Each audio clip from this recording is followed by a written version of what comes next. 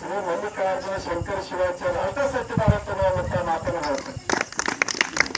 ಅರ್ಥ ಸತ್ಯದ ಇವ್ರೊಳಗೆ ಎರಡು ಮಾತು ಎಷ್ಟೋ ಸದ್ಭಕ್ತರು ನಿಮ್ಮನ್ನೆಲ್ಲ ನಿಮ್ಮ ಜೀವನದೊಳಗೆ ನಿಮ್ಮ ಬದುಕಿನೊಳಗೆ ನೀವು ಅಪರೋಧ ಇವತ್ತು ನಾವು ಹೇಳ್ತೀವಿ ಅಷ್ಟೇ. ಆದ್ರೆ ನಿಮ್ಮ ಜೀವನದೊಳಗೂ ಕೂಡ ಅಪ್ಪಾಜಿಗಳನ್ನು ನೆನೆಸ್ಕೊಂಡಾಗ ನಿಮಗೆ ಅನೇಕ ಪವಾಡಗಳನ್ನು ನೀವು ಕಲ್ತ್ಕೊಂಡ್ರಿ, ಅನೇಕ ಪವಾಡಗಳು ನಿಮ್ಮ ಕಡೆ ಆಗಿದ್ದಾವ. ಆ ಅನೇಕ ಪವಾಡಗಳಿಂದ ನೀವು ಜೀವನವನ್ನ ಸುಧಾರಣೆ ಮಾಡಿರಿ. ಇದಕ್ಕಿಂತ ಸಾಕ್ಷಿ ಇನ್ನೊಂದು ಏನ್ ಬೇಕಾಗಿತ್ತು?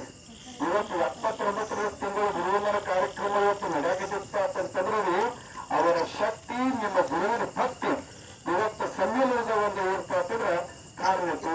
ಆದ್ರ ಗುರುವಿನ ಮೇಲೆ ಎಂತ ಭಕ್ತಿ ಇರ್ಬೇಕು ಅಂತಂದ್ರೆ ನಿಷ್ಕಾಮ ಭಕ್ತಿ ಇರ್ಬೇಕು, ಸಮರ್ಪಣಾ ಭಾವ ಇರ್ಬೇಕು. ಗುರುವಿನ ಮೇಲೆ ಒಂದು ಏನಪ್ಪಾ ಅಂತಂದ್ರೆ ಸಂಶಯ ದೃಷ್ಟಿಯಿಂದ ನೋಡಬಾರ್ದು. ಮನಸ್ಸಿನೊಳಗ ಎರಡು ತರ ವಿಚಾರಗಳನ್ನು ಮಾಡಬಾರ್ದು.